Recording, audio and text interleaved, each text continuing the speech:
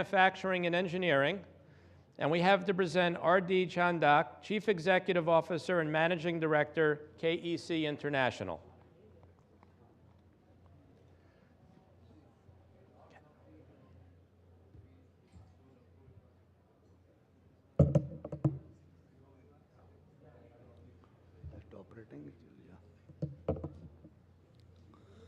Good afternoon to all of you. I have the liberty of talking from here because none of my panel speaker is here, so I think I will take a little more time. And I also taken this opportunity to show some slides to you. It will be easier for you to understand what I want to say. See, basically I think I need to see.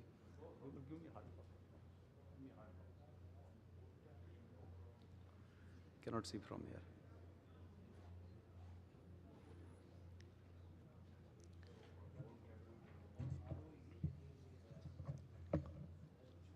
I think before I start talking about the heavy industries, I'll slightly brief about, just in a one page, what KEC is. And basically, I think since I belong to infrastructure, I'll also cover a little bit of infrastructure. KEC is a company which is basically EPC contracting company. We operate from India. We are a part of a RPG group, which has other businesses in tires, plantation, life science, software. We have been in existence for more than 6 decades. We execute over 100 projects. We have 5 business verticals: power T&D, water, railway, renewable, and cable. Our revenue is about 1.3 billion. Our backlog of order is about 1.7 billion. We have been growing more than 18% for last 10 years. We are spread across continents. We have footprints in about 50 countries. We are currently executing in about 30 countries, and about 58 to 60% of our revenue is generated outside India. We have about 8 manufacturing plants, 6 in India, 1 in Mexico, 1 in Brazil.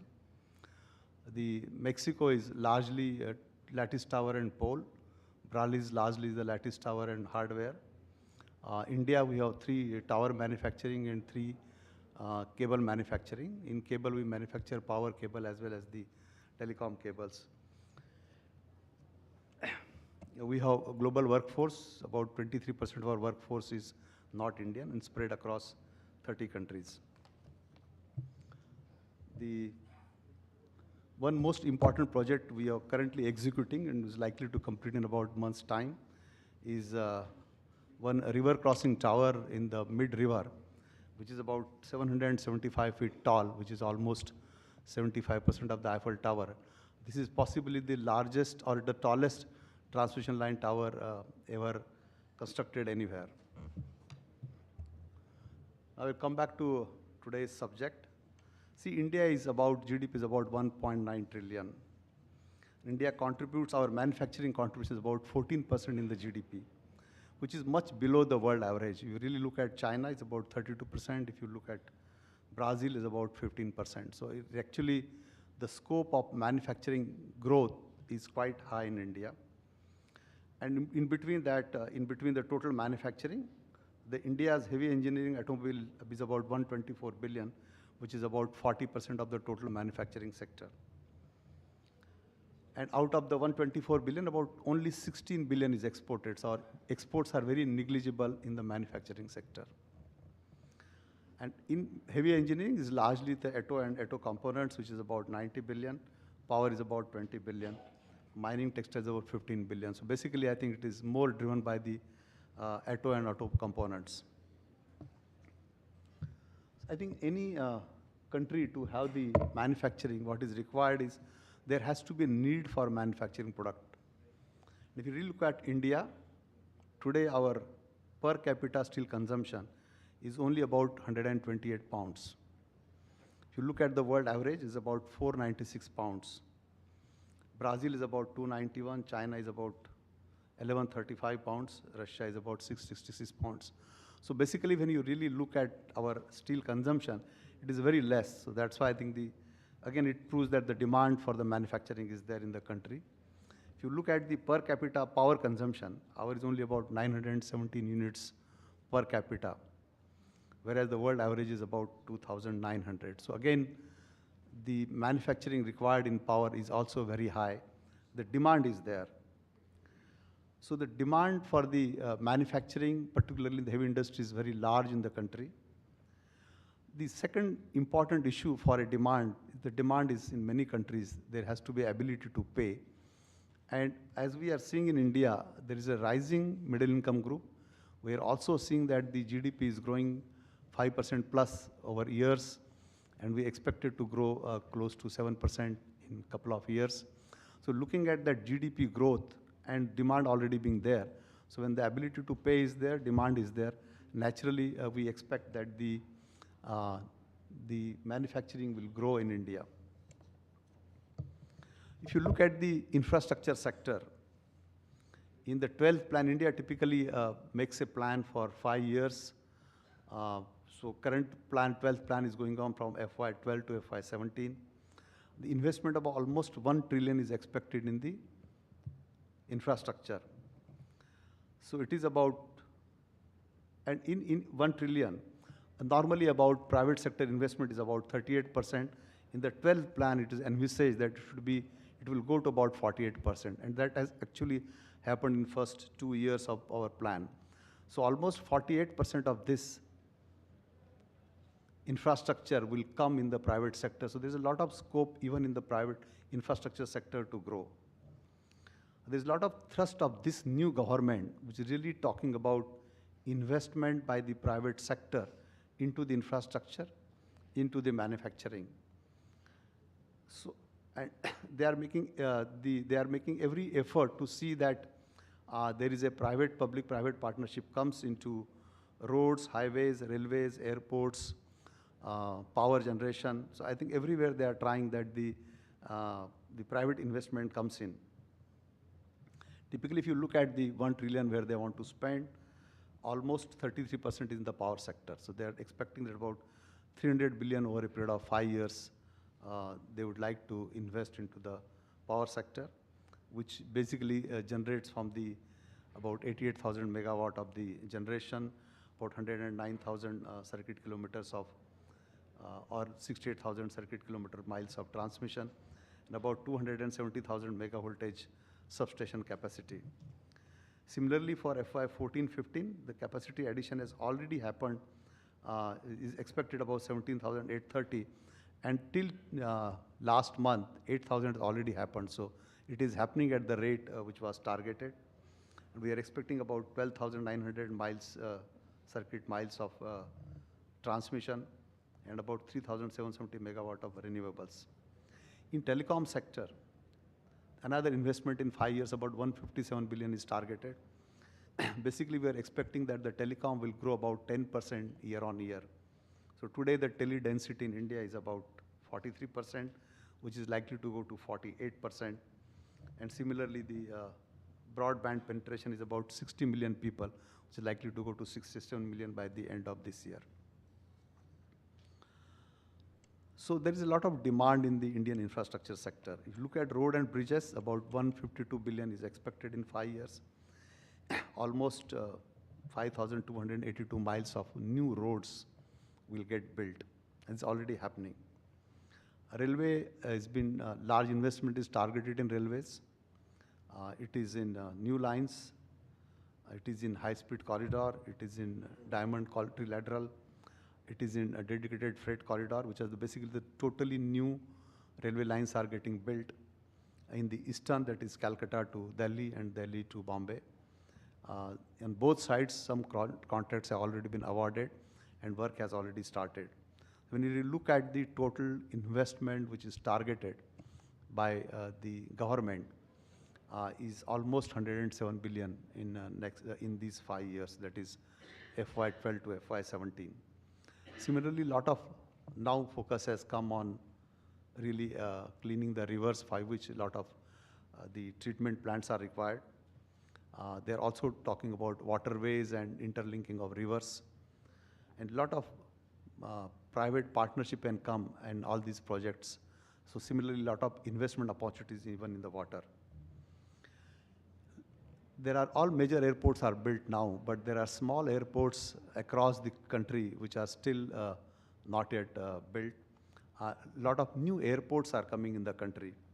I think almost 15 billion is expected in these 5 years. Of course, the Bombay, Delhi, Calcutta, Chennai, Bangalore, Hyderabad, they are complete. But rest of the smaller cities, new airports are likely to come.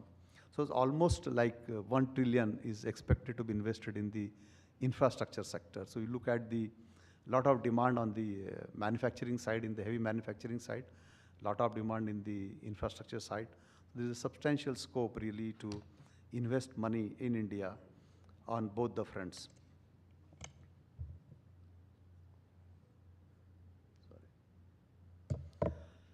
So automobile is also likely to grow to about 300 billion by 2026. Automobile is almost growing at 22% CAGR in India.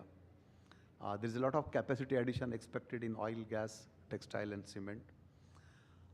And good opportunities in exports of emerging countries. So India once becomes a manufacturing center, then many countries where the demand is there, particularly in the Middle East, Africa, other emerging countries, there's a scope really to increase our export in that region of the manufacturing. So in a way, India has today a lot of demand as well as the ability to pay, and that will start and we'll see the impact in manufacturing side coming. The question is that is India competitive? Because demand is there, ability is there, but is India competitive? But when we look at and compare India, in some of the areas we are good, some of the areas we have to catch up. Particularly cost and availability of labor and material is there in India. Probably we lack a little bit in the skill of the labor, and I think there we'll have to really work hard to see that we get a skilled labor force, because we still have a shortage of the skilled labor force. There's ability to get that skill, but I think the government need to do some work upon that. There's a lot of demand we have seen in India today on the demand side. There's also a lot talent-driven innovation can happen in India. There is a lot of supplier network. You can buy the small components, a lot of small manufacturers. India takes a lot of pride in having some small-scale manufacturing units. We'll call it SMEs and MSMEs. Lot more available today. And particularly look at most of the heavy industries, you need supplier network really to get some components. India has actually a good design, engineering, and manufacturing skill today. We have a manufacturing culture. We have been manufacturing for years. May not be at the speed at which we expect, but still we have a manufacturing culture. Tariffs are relatively reducing. So every year government is reducing some tariffs. We have a good banking system, almost fully developed banking system. And we still, many of us, the whole country can communicate in English. That's again an advantage, because we have seen that's disadvantage in many countries when we go, when the English speaking is not really there. The areas where we really lack and we really have to work is the physical infrastructure to support manufacturing is still not there up to date, because our roads are not very great, our rail transportation is weak, our power availability is a little bit challenged, and I think we all are working in that direction. But of course, that's the one area where we'll have to really work. We also need to streamline our tax structure, because there are many times you'd have heard that the issues with the tax structure. But government is very focused, this government is very focused that by early next year, the GST should come, which will resolve many of the problems of the tax. Government is also working very hard on the regulatory framework, and one by one, the regulatory framework will be in place. India also has to work a lot on the healthcare system and quality of life, because the infrastructure is not available. I think that's also a challenge. I think these are the challenges. But when you look at compare between the advantages and the challenges, I think there are a lot more advantages where actually it can start building the manufacturing base for the heavy industries. When you really look at what government is doing, what is proposing to do, what initiatives they have taken, They have de-licensed large part of manufacturing. So hardly, I think there are few things in which you need a government permission. Otherwise, anybody can come and start a manufacturing there, almost de-licensed. They have drawn a very ambitious national manufacturing policy, and they're working on that. They're also trying to resolve many perennial issues. You would have seen that we had a problem in the power generation because the coal linkage was not there. And then government mixed the ministry between coal and power and renewable so that they can synchronize. Of course, we have some issues currently with the Supreme Court, and I think government is trying to resolve that. We have now created an advanced center of excellence to boost R&D, and government is investing funds into that. They are also establishing the machine tool parks so that particularly heavy industry requires a lot of machine tools, and it will help to really get those machine tools out of that. Engineering Facility Center for Textile Machinery, they really want to promote textile machineries, and a lot of tax advantages they have really announced for the textile manufacturing. Testing and Certification Center for Earth Moving Machineries, they are introduced. Creation of a Technology Acquisition Fund they have created. They are working on labor and land reforms. They are still not there, but they are working hard on that, and we are expecting in next couple of months, a lot more changes will happen, and many of the things will get resolved. Since their labor is a state subject, each state has to really improve. Center cannot do much. I think Rajasthan has already done that. One more state has already done that. Gujarat is already there. So I think there are state after state which are really working to see that the labor reforms are in place. And government is working very hard over time to digitize the processes of government clearances, because that's one pain in India which we face is the government approvals, even the minor approval. But government is really working, putting everything on the net so that you can really track on the net what is happening to your approval. So again, I think government is putting a lot of efforts so that they can really increase the manufacturing. So particularly if the manufacturing grows in India, many benefits will come to the Indian end users. Because one thing is that timely delivery, because when we really import from outside, deliveries because of the logistic problem, because of the manufacturing challenges, the delivery does not come in time. So if we have good manufacturing base in the country, we'll get good timely deliveries. We'll have a better quality of maintenance and services, because currently many generating projects are not really generating power because of the maintenance issues. And when we really trying to maintain the plants, we have seen challenge that though the sales documents were in English, the maintenance documents are still in Chinese, and people are not able to understand the language. So I think that challenge India is facing today, particularly the companies which have imported the Chinese equipments. So once we have manufacturing in India, that will not be there. Large-scale manufacturing will really reduce the cost of product, cost of manufacturing. That will again help us to really export as well as get a cheaper product in India. And also I think currently our market share is very less in the total outsourcing of the engineering services. It's only about 10%, which can really go up once there's a local manufacturing really starts. So I think Indian end users will have a lot more benefits. Particularly for the investors from outside, it's a large market to be consumed internally. And India is quite open really, because when you really look at some of the other countries where people have started manufacturing, their plants which they use for export made profit, but the plants which they use for their domestic supplies did not make profit. And today I think in India, market is very large. We are quite receptive because there has been large manufacturing companies, multinational companies from East, West coming to India and manufacturing, and they have been there for a long time. There's also a lot of potential to export to the emerging countries from there. Lot of FDI inflow is coming, is almost 228 billion in last 5 years has come to India. And currently the rate is quite high. Robust FI inflow, particularly in last few months, has come. FI and FDI together is almost 50 billion in the current year itself.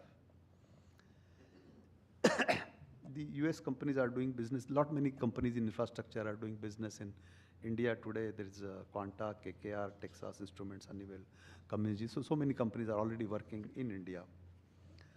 In fact, particularly for the commitment for investment, China and Japan both have taken currently lead ahead of the Western. So they really visited the country, they have committed funds, and they're really very aggressive seeing the opportunity what is in India today. They have built their bridges and actually they are really committing funds. So there are still large opportunities, I think, and people can look at that. If you look at the investors, government spends more focused on investment infrastructure rather than providing subsidies. So today when you look at the new government is more focused on really facilitating the investment than really using the government funds more on the subsidies. That has been their open stated policy as of now. Government is aggressively supporting public-private partnership. This is also the first government in last 65 years which says that businessmen are a friend and we want to promote the business and businessmen and industrialists in the country. In addition to the other infrastructure projects, there is also a lot of scope really in coming to the defense production, because now government has again stated a policy that they want to have the local defense production, and that can be almost, I think, 49%, or I think large amount can be held by the foreign company. But the scope for coming into the defense production is very large. India is almost one of the large spender of defense. They spend about 34 billion, and year-on-year growth, our defense spending is almost 12%. So I think there are a lot of scope in really coming to the defense sector. India is considered the 9th largest spender on the defense. And of course, the non-resident Indians are permitted for the portfolio investment in the shares. So what I really want to say in the summary that with a large local market and ability to pay, there is a huge opportunity in the manufacturing and industrial machinery, heavy machinery and auto industry and infrastructure sector. It will benefit the end user in terms of availability and better maintenance services at very low cost. With economies of scale, competitive labor and material cost and design capabilities, it can become production base for emerging countries.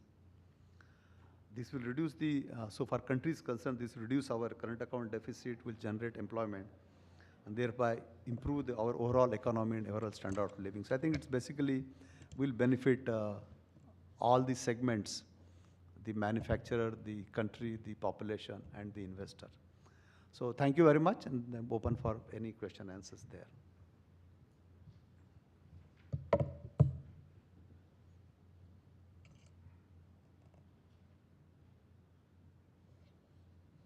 Yeah.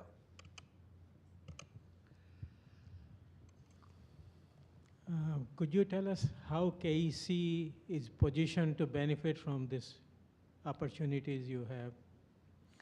KEC is largely in the infrastructure.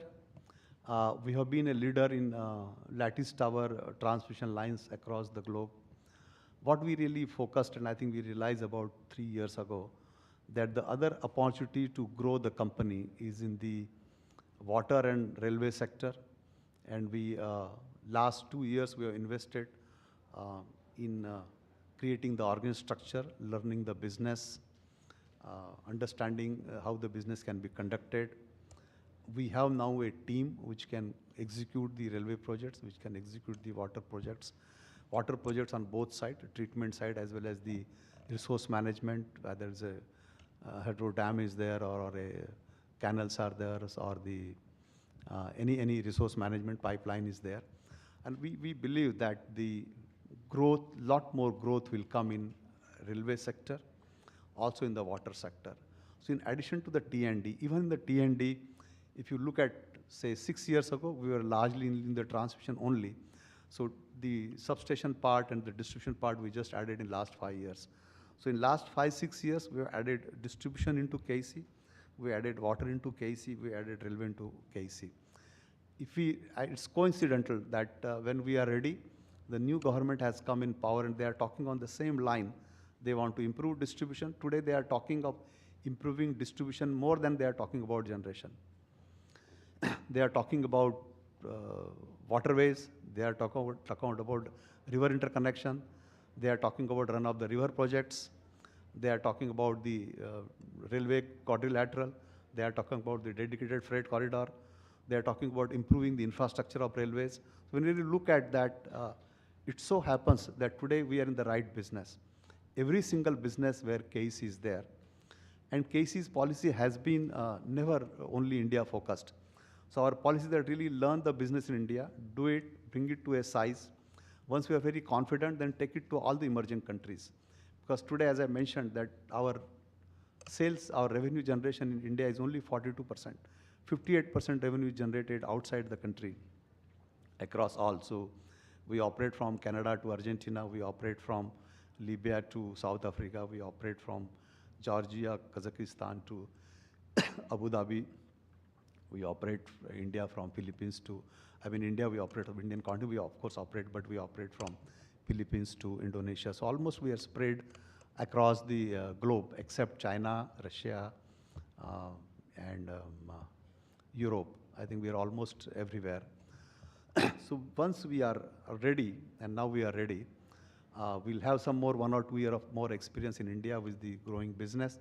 And then KEC can take that business to the emerging countries. And that's our growth model, that do the business in India, learn the business, and then once you have the core strength, take it outside. So I think today, fortunately, KEC is in that every single business we are in has really proved right for us.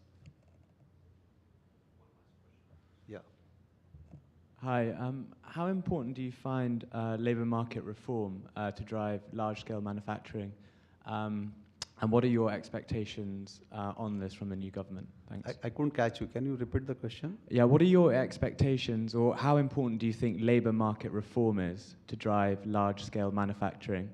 And what are your expectations from the new government on this? See, we are all expecting that the new government will really perform miracles. I don't think any miracle can happen.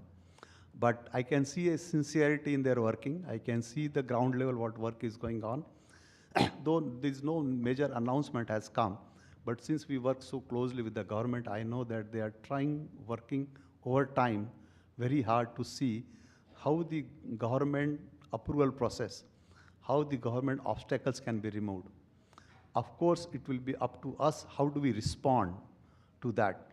So I think on its own, government will not be able to do much. It's actually that how the combination of the private investor really, and how the private investor responds to the ease of business, which they will probably do. And people really today, when I talk to the people want to test that, people want to check that. I think probably it will take about 5 to 6 months, I believe, really that when that confidence comes back. And I'm very confident that once that comes back, every sector, infrastructure as well as the manufacturing, will really likely to grow at a much higher speed than what we have seen in last 10 years in India.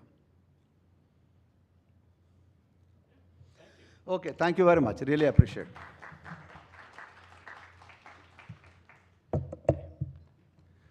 We are now ready for the break, and we will reconvene at 4:10.